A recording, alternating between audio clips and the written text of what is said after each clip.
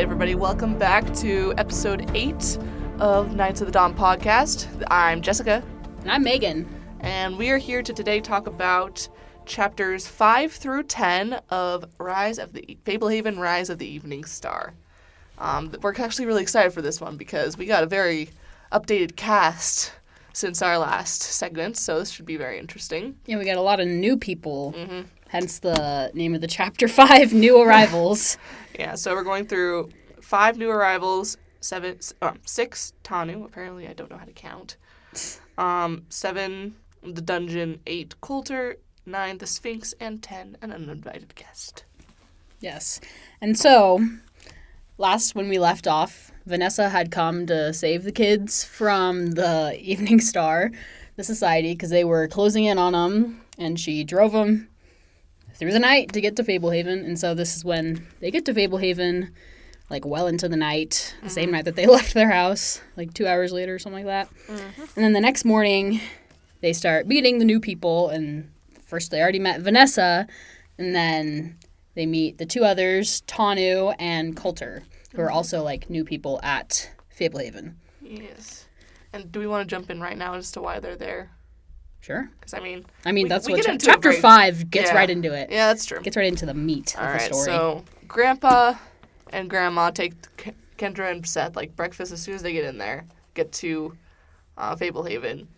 And I find it very amusing that Seth is treating this as, like, Christmas morning. Like, he's, like, waking up Kendra, like, come on, let's go. He's like, let's get up, let's go. Like, we got some juicy details to learn. Yes. He's like, I've been waiting a year for this. Basically. Back in the action. Yeah. Oh, yeah, so they get the answers so they find out that, well, first off, Tanu, Coulter, and Vanessa are there to look for the artifact that was mentioned in the first book. Mm-hmm. It's like the thing that makes Fablehaven special. Because of, like, all the preserves, Fablehaven is a secret preserve because on it has a hidden key to a demon prison called Zizix. Or how do you pronounce it? Zizix? I pronounce that Y with an E sounds. Or Zizix? That sounds pretty cool, too. Zizix? I will not ever say Zizix. I'm sorry.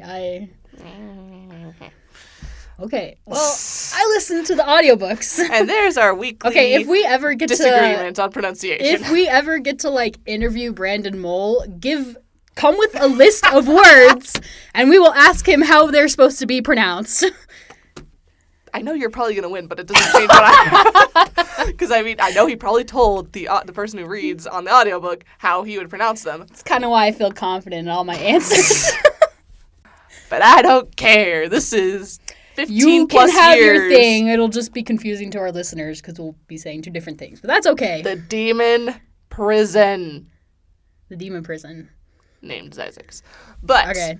So, yes. So there's 5 secret preserves, each with an artifact hidden there to keep the demon prison closed, because if it opened, it would be Armageddon, the end of the world. And so...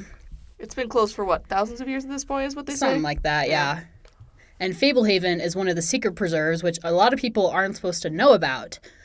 But Everybody also still seems to know about. Yeah. Tanu, Coulter, and Vanessa have been sent there to find the artifact, and so that's part of why they're there, to look for it, but they have no idea really where it is, because it is, well, hidden. And so they're kind of trying to investigate and figure out where it is. And they don't know exactly what the artifacts are. They just have, like, vague descriptions. Let me find where they, like, talk about it. So Kendra and Seth are like, oh, what are they? And so Grandpa says, we don't really know, but one grants power over space, another over time, a third grants unlimited sight, a fourth can heal any ailment, and one bestows immortality. The details have been deliberately shrouded in mystery, Grandma said. The magic they wield is greater than any we know, Grandpa said. So they're very mysterious. Mm-hmm. And honestly, when I was reading it, I was like, the society is trying to gather all of the Infinity Stones to open Zizix. You're not wrong. That is very much the vibe. Yes. I do really like how, like, this entire chapter is, like, covered in, like, shrouded in mystery, like... Yeah. Because, like, everything is, like, secrets, like... every single one of these new characters have secrets from each other, and like Seth and Kendra are told to keep secrets from the new arrivals. Like Grandma and Grandpa don't know certain things. Like everything in this chapter revolves around secrets. I'd say That's in this true. book, Yeah. like I didn't realize that. like this book is very much more mystery oriented than any of the other ones. Because like later on, I'm going to jump ahead a little bit. It's implied that there is a spy in the house. Because Vanessa, okay, so quick overview. Vanessa specializes in magical creatures. Yeah. Tanu specializes in potions. And Coulter specializes in magical items. Yep. They're all very good at what they do. However, one morning, they all wake up, and Vanessa reveals that somebody had released, because she swears that she had locked the cage, somebody released Druments?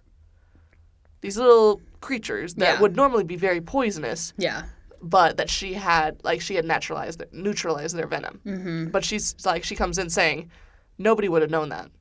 She's also like, I didn't open the cage. Like, somebody someone opened the else cage, and because they could not have known that their venom was neutralized, that was an attempted murder. Yes. Like, I would be dead now if I had not, like, if they had been wild specimens. It's true. Very suspicious behaviors going on, and it's And all so- shady. And, like, Coulter talks to Seth and Kendra, and he reveals two of his most potent magical items. The invisibility glove Yeah. that only works when you hold still, which is still pretty cool.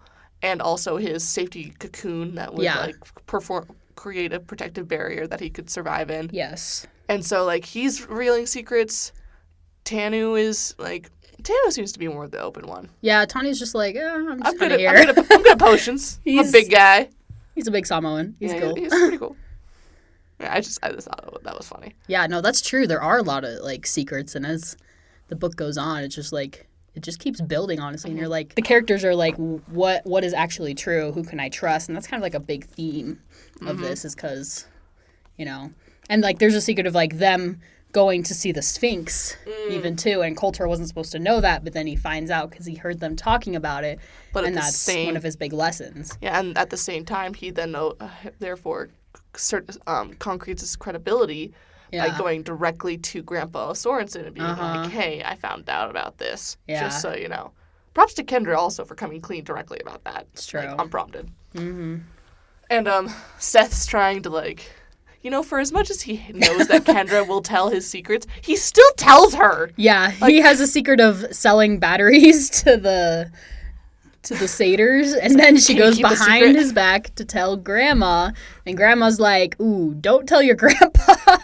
She's like, I guess it'll be fine, but... Like, Grandma's like, it's not, I would prefer if you didn't, but it's harmless overall. Yeah. But she's still She, like, gets him. Still... when they're in the dungeon. Yeah, that was so funny. Yeah, Grandma is, like, I think they're trying to, like, sate, like, Seth's inherent desire for, like, exploring and adventure. Yeah. They're like, we know he's gonna want to do things, so we have to do them in a controlled environment. True. So that he doesn't, like, give him what he wants in just small, controlled ways so that he doesn't go off the rails because he is, like, desperate for adventure. Yeah. So they take him down to the dungeon, and... at one point, what does Grandma say? She's like, yeah, and like she's describing all the prisoners, and she's like, we also have down here a groundskeeper who is serving his time for trading batteries to the satyrs. Seth says, how long is his sentence? Oh, no, Kendra asks how long is his sentence, and Grandma's like, 50 years. By the time he gets out, he'll be in his 80s. And I just love, like, Seth stopped walking. Are you serious? Grandma, no. No. Kendra, like, totally I love how she's get like, Kendra's like, I never said I'd keep it a secret. Uh-huh. Like, you brought this up, you told me this of your own free will. I said nothing about whether or not I would keep it to myself. She's like, I'm doing this for your own good, basically. Yes, and also, like, she's like, I know you, so I'll let you do certain things, but only after I clear them to make sure you're not going to die doing them. Yeah, true. She's like, I get the feeling she was kind of checking, like, she's like, hey, so Seth's trying to trade batteries with the satyrs. Is that going to kill him? No, but let's mess with him anyways. Yeah, she's trying to, like, offset the risk, I guess, of being like, Seth is doing something that he's not supposed to. Is it going to get him in, like, bad trouble? And And then I just love how Grandma's like, just don't tell your grandfather. Like, he doesn't need to know about this. Yeah, let's be honest. The last book would have gone much differently if Grandma hadn't been a chicken. True.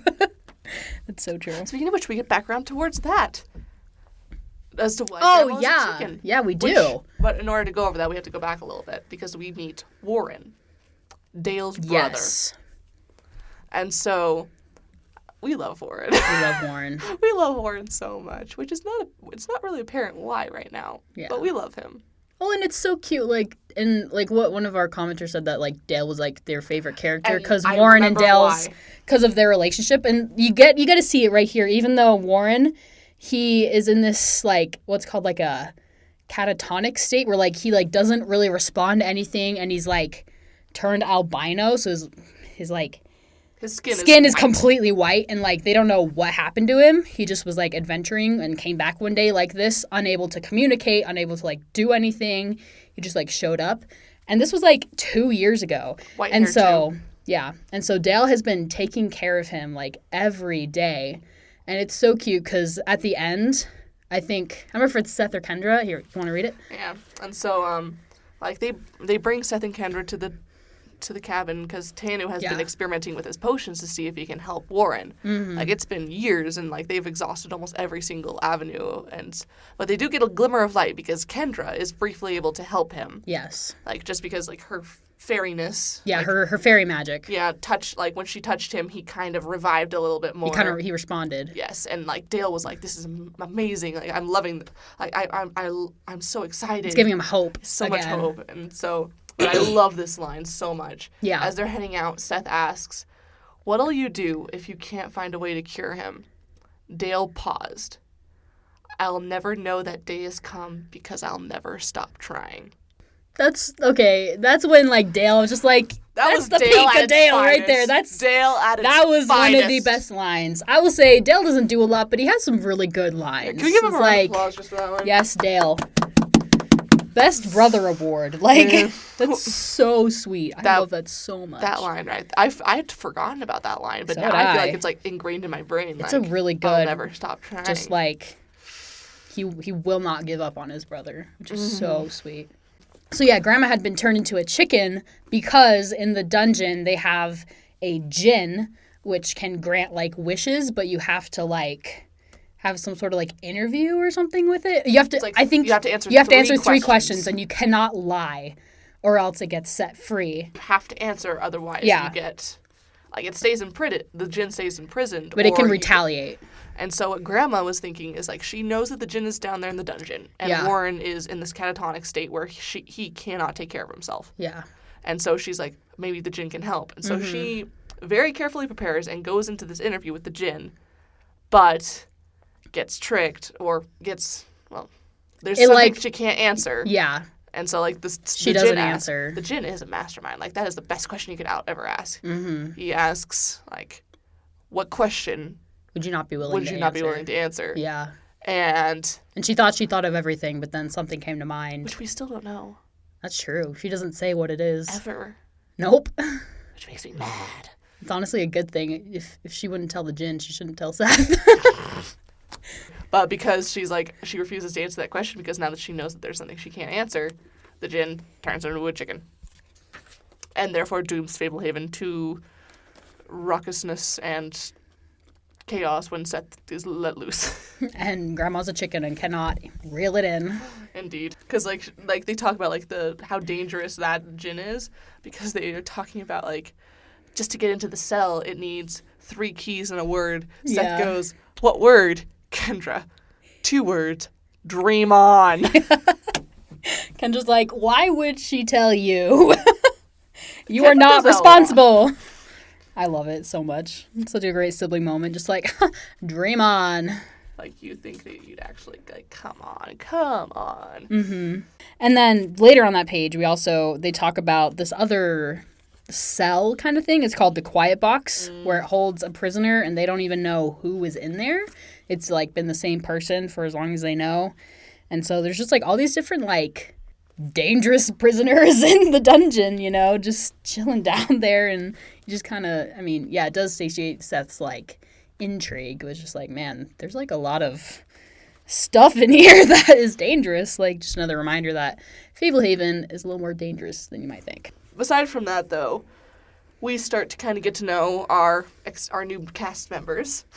Yeah, Vanessa, the cast of characters. Coulter, and Tanu. Mm-hmm. And so Vanessa, we just get a quick thing with her and Kendra. Yeah, they're doing, like, research and stuff.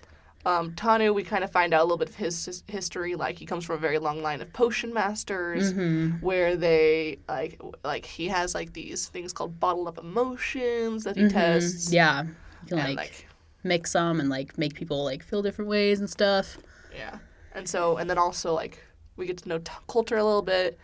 Coulter, he gets a bit more personality. Coulter's chapter is interesting. It's fun because, like, I was writing down, like, descriptions of all of them. And for Coulter, my first thing that I wrote down is crotchety old man. Because he is. Like, he's, like, one of Grandpa's oldest friends, but, like, he's a crotchety old man. Like, he makes, like, comments. I'm just like, yeah, you are just, like, probably, like, 70-something. When he's, like, trying to interact with, like, Seth and Kendra. Yeah. And, like, he just feels, like, on, like, anything more than just, like, a teacher-student, like, relationship, it doesn't work. No. When he tries to be like, it's not unnatural for teenage girls to get pimples, and Kendra's like, please stop, please stop, please stop. like she's just like because she was like under the influence of the drugs. potion. Not kidding, of the drugs. Oh, that's what it sounded like. Of a potion that Tanu had given her, and Coulter reveals that he had been there like as like part of an object lesson. He was sitting there with his invisible glove, and so he heard Kendra being insecure. And Kendra's like, I promise I'm fine. And then Seth's just like laughing over here the whole time. Dying. He's just dying. He's like, haha. You're embarrassed. Yeah.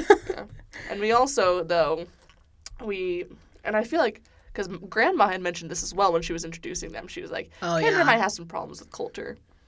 Because Coulter is a very old-fashioned, gentleman, chivalrous kind of guy. Yes. And I think it's because I looked it up. This book came out in like 2007, I think. Yeah, I think you're right. It's very, very new and so like it has that kind of like perspective, but like we have like nowadays there are many debates on like feminism. But yeah, this is 2007. I just looked it up, and like it's very interesting to see it tackled in this facet of the way that it's aged is what you're trying to say. Because I mean, like, I was 7 when this book came out. I wasn't really aware of the. I wasn't thinking about feminism when I was sexism. 7 years old. Yeah. Yeah, and so it's just interesting to see that like brought up and addressed in That's here. true. And I think it's done in a very mature way. Yeah, like, it's not bad. I think it gives more to Coulter's character. I mean, it makes sense because he's like an older man. He's gonna have more traditional views typically, and I don't feel bad for calling him a bit sexist, like, because it is. And I think he realizes that. Oh yeah, and he's just like, yeah.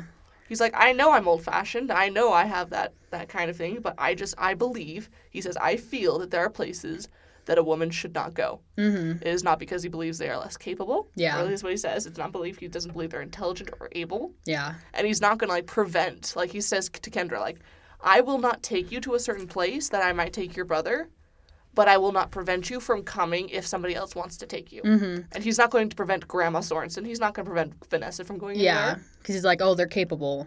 But he does not believe a young girl should go to certain places, and he's going to abide by that. And not because they're not intelligent, but what he says here is, I just feel there's a certain respect with which a lady should be treated. And for me, that makes him more of a believable character because he does kind of makes him feel his age, Mm-hmm. And so, even though the feminist in me is like, no, that's sexist, but I'm like, it's also a fake character. It's just a character. Yes. Yeah, like, and I think it's fine. Coulter's kind of meant to represent, like, just people who just have that old-fashioned, and, like, Kendra handles it, and I think in a very, like she doesn't like it. Mm-hmm. Like, I kind of like how it gets her riled up. She's like, well, I'll go do it, even if you don't want me to. Just kind of like, yeah, you go, Kendra. Yeah. Because at the same time, later on, like, they bring something up, and Coulter says, I'm going to do something, and I will take Seth, but I don't want to take Kendra. Yeah. And Kendra's like, great, thanks a lot. And then it's explained what it is.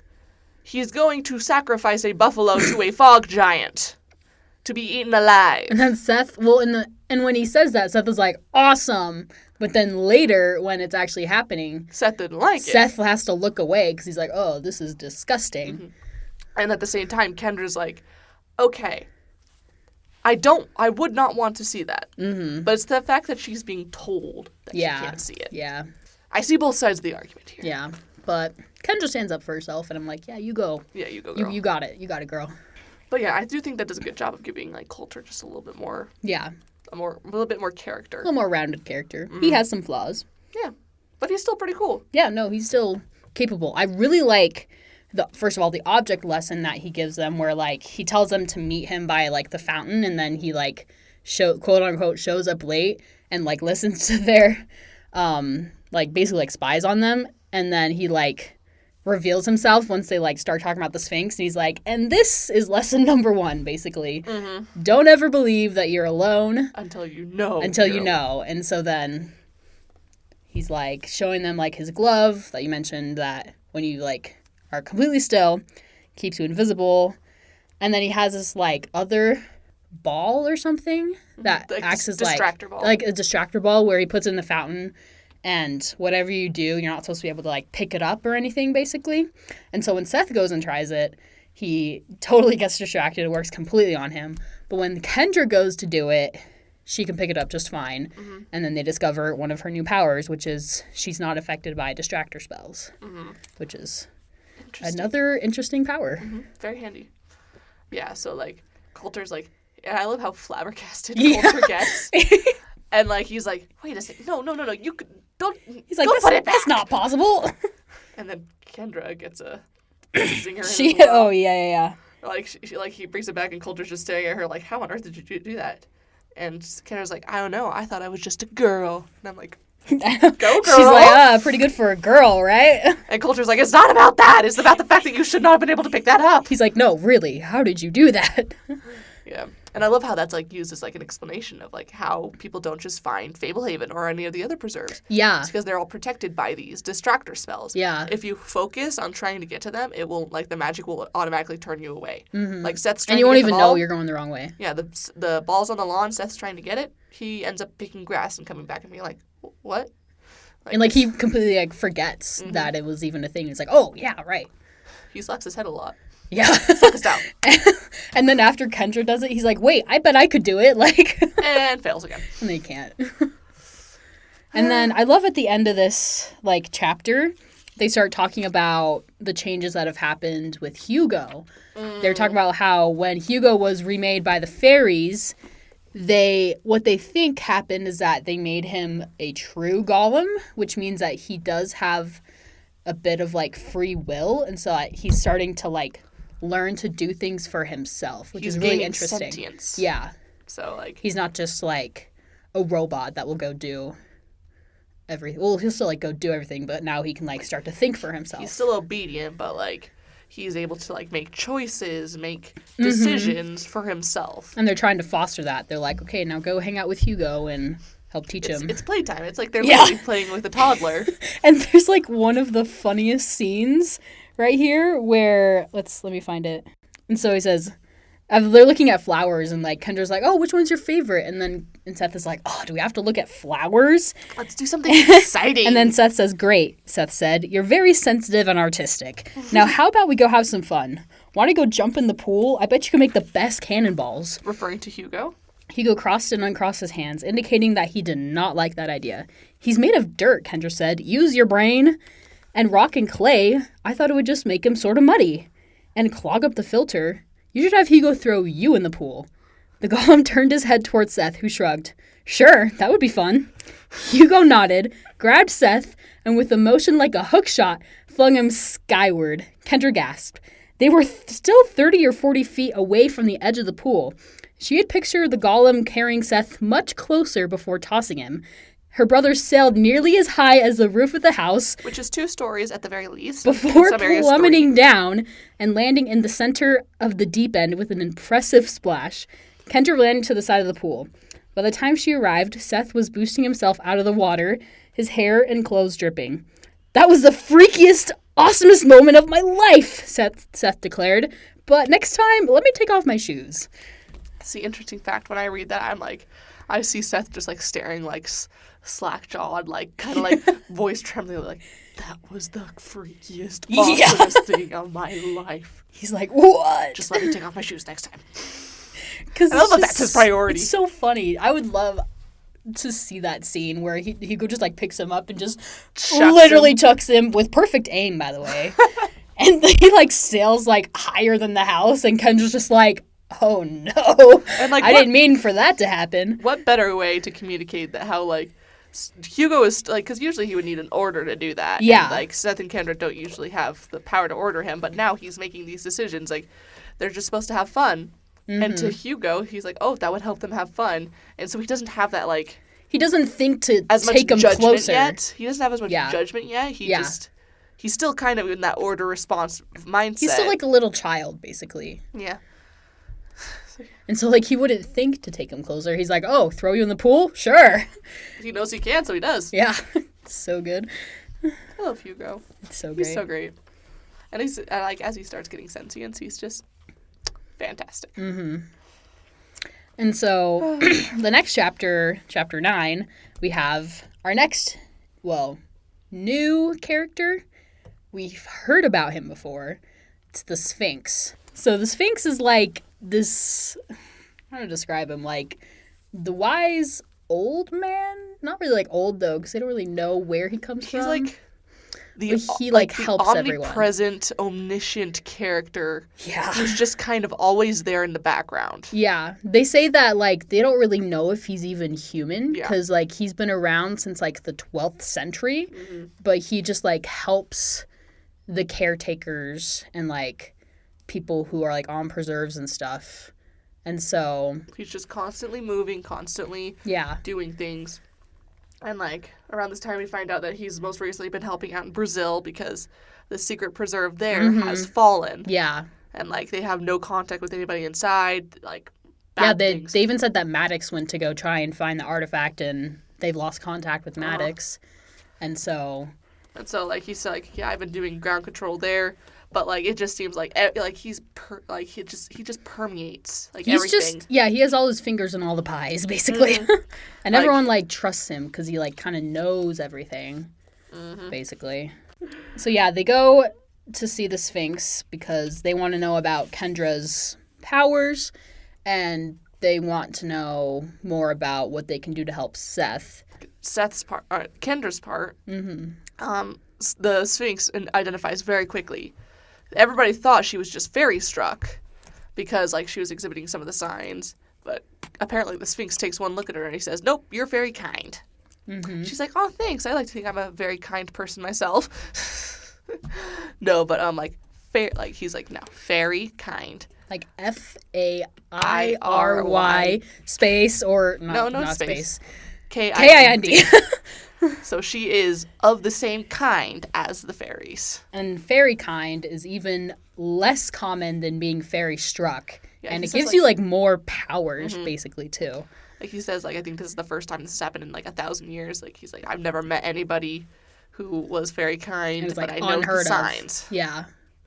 And she's like, oh, great, now to know I'm even less common, like, even more weird.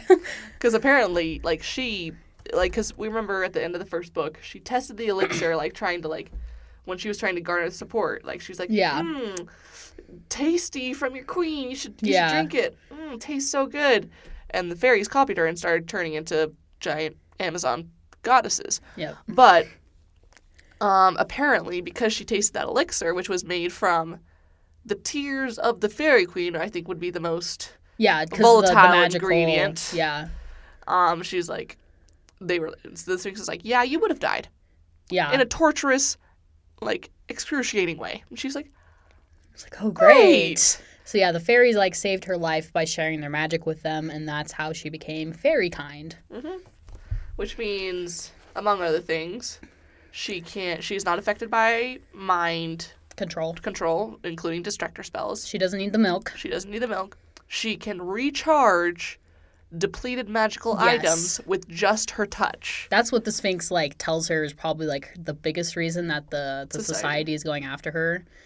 And then she also, like a chapter or two before, she found out that she can like speak different languages that are not English that are related to the fairy language. Sylvian, I believe. Yeah.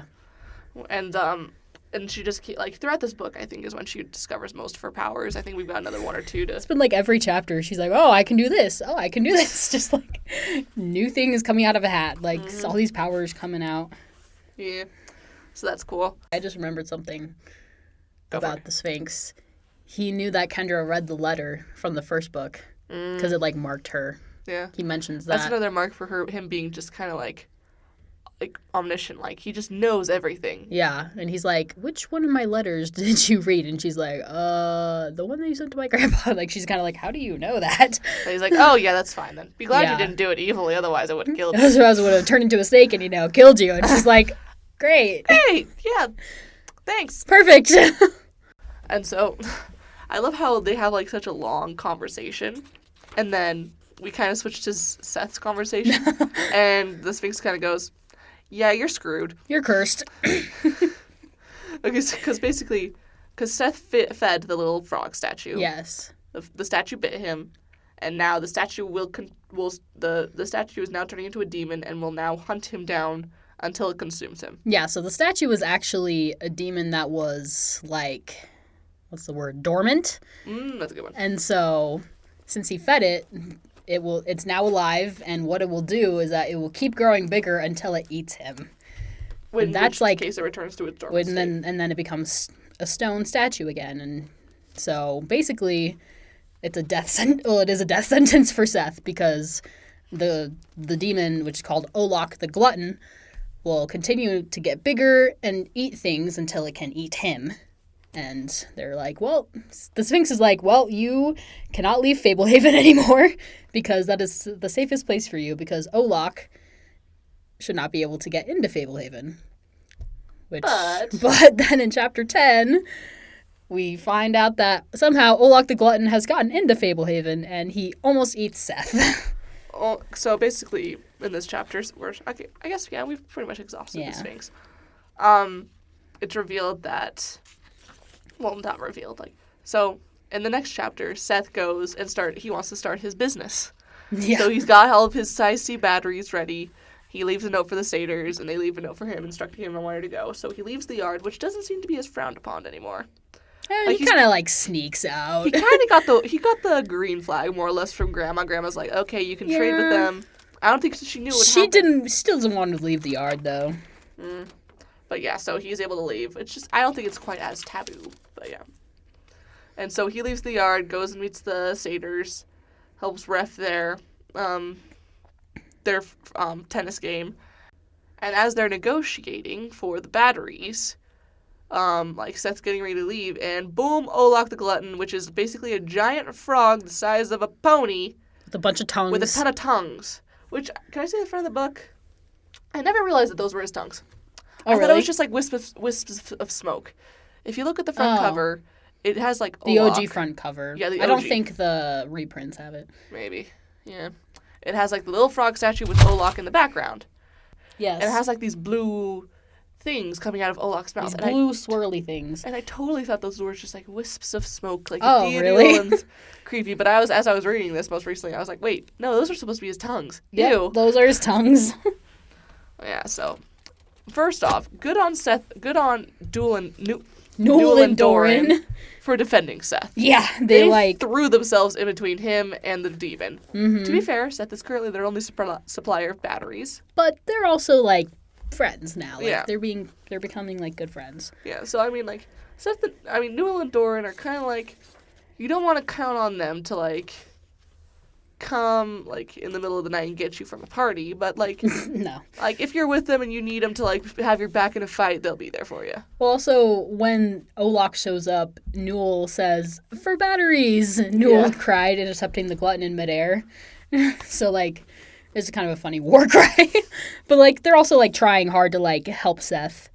Also, Olok at this point is he's not as Yeah, height he says power. the size of a pony, which is, not terribly big, but still kind Depends of on the pony. still kind of terrifying though, because Are we it's talking Shetland or?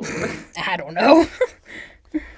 And then Hugo comes running and tosses the demon off into the woods and like picks up Seth and runs back to the yard where I think Grandma and Grandpa and Kendra all are like, we heard the roaring and what's you were up gone. going on with you, Seth? Like, we heard the roaring, you were gone. We put 2 and 2 together. Yeah. But I also, like, quick backtrack, when, like, Hugo was, like, because Hugo grabbed the tongues and started swirling around. Yeah. Low-key, I went to, Chamber of Secrets, denoming the garden at the Weasleys. Oh. You twirl them over Tossing their them head up. and toss them over the hedge. Yeah. It was basically that. But yeah, so. Yeah, so now Seth is grounded. Mm-hmm. I love how that's how the section ends. Like, Yeah. what are we going to do? Well, for starters, Seth, you're grounded. You are officially grounded. And he's like, well, I shouldn't leave the yard anyway, so. Like, for once, this is actually pretty decent, like, motivation. Like, Yeah. you leave, for you die. Not going in the woods. Like, you literally cannot leave the yard or else you will get consumed by Olok. Okay, of the 4 characters that we've met during this chapter and this section, a little bit at the beginning, Yeah. Vanessa, Tanu, Coulter, and the Sphinx. Who is your favorite? Which one is my favorite? That's an easy answer for me. I think it's Tanu. I knew it. Because he's Knew you were gonna say Samoan. that. I knew you were going to I say that. have a little bit of Polynesian blood in me, so of course I'm going to say the Samoan, the other Polynesian. Tanu's just cool. He's chill. Mhm. Vanessa's pretty sick, too. I She go is with very Vanessa just because she's so capable. competent. Yes. Like, she just exudes that air of just, like, I'm going to get this crap She done. is a strong, independent woman, and she can do whatever she can Yeah. on her own. And I really like that. We never really see, like, her and Coulter have any difficulties. True. Because, like, they're both very sure, like, Coulter can't do anything. Like, he's not going to prevent her from doing something. He may treat her a little bit differently, but she is so sure of who she is, that doesn't bug her. Yeah. We aspire to be. I mean, he does get annoyed about, he's like, her creatures. Like, he's just kind of, like, grumbling about it. But again, That's crotchety old man. crotchety old man. That's why I pinned him as a crotchety old man. Yeah. So, yeah. I like Vanessa just for her competence and, like, Yeah. confidence. And then the Sphinx is just interesting just because there's a lot of mystery behind He gives him. a lot of You don't know- background, too, about, like, Yeah. Zyzix and all that. Yeah, like, you don't know where he comes from, really. There's, like, always been mystery about him, and you're like, who is this guy, and why does he know everything? Like, Why does he take one look at me and know my entire life story? any good other lines that we didn't mention? Sethisms or otherwise? I just loved the, just let me take off my shoes next time Yeah, comment. that was a good one. Oh, got it. So Grandma's taking them through the dungeon. She's like, this hall leads to the Hall of Dread. We don't ever open it. The prisoners don't need food. Like, we just don't even go near there. And, like, as they continue down the hall, Seth's eyes lingered on the door. Don't even think about it, Kendra whispered. What? Seth says. I'm dumb, not stupid. That's a good one. Seth is like, secret little File and place. And Kendra's like, no, Nope. I know what you're thinking. Nope. I also love, like, it's also a bit, like, addressed. Like, Seth's mistakes have not been glossed over. Yeah. Like, at the very beginning, it was, like, Grandpa's like, I am taking a risk just allowing you back here. I just want you to know that, Seth. And so, like, and Seth's like, I promise I learned my lesson. Or at least, more or less. More or less, yeah. Like, he's still going to be dumb, but he's not going to be stupid. So, right when they get to Fablehaven and they're, like, getting ready for bed, Seth, like, looks out the window, and he walked over to the window. There's a lot of fairies out tonight. I bet they'll be happy to see you again, Kendra said. They forgave me, he said. We're friends now. So funny. She's like, oh, I bet they'll be happy to see you again. Kendra's a lot more sassy, I feel like, right now. Yeah. I think it's the confidence she gained Yeah. over the past year. She's Like, a lot that more school sassy. year really I helped her love it. out, and I love it. I'm here for sassy Kendra. Like, she's... Give it back to Seth. Like, I really love, like, she's still, like, it's still Kendra, but she's, like, a bit more forward. Like, she's like, hey, I don't want to be told what I can and can't do. Mm-hmm. Like, I'm gonna make sure my brother's safe, and I don't care what I have to do it. Yeah. And just like stuff like that. She's just making sure, and she's just very much more confident and sure of herself, which I think is part of the reason her and Vanessa get along so well. Yeah. Like when Seth is off watching a buffalo be devoured With Coulter. Yes, like Kendra's kind of airing some of these grievances she has, and Vanessa's just there listening. She's like, "Yeah, I get it," and like she just kind of like she's like, "Here, let's do something for just us girls." Yeah. Gives her like this little Another secret. Yeah, another secret. Yes, so many secrets. Yep.